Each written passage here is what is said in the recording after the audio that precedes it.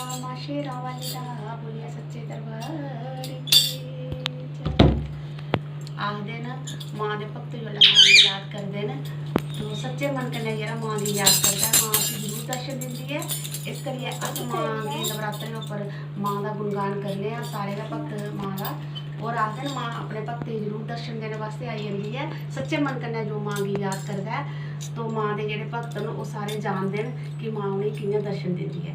जयकारा माँ शेरा वाली दा बोलिए सच्चे दरबार की जय। माँ मैनू अपना दीवाना बना दे तेरा तेरा मुल्ल लगना तेरा मुल्ल लगना तेरा मुल्ल लगना मैनू अपना दीवाना बना दे तेरा तेरा मुल्ल लगना तेरा तेरा मुल्ल लगना।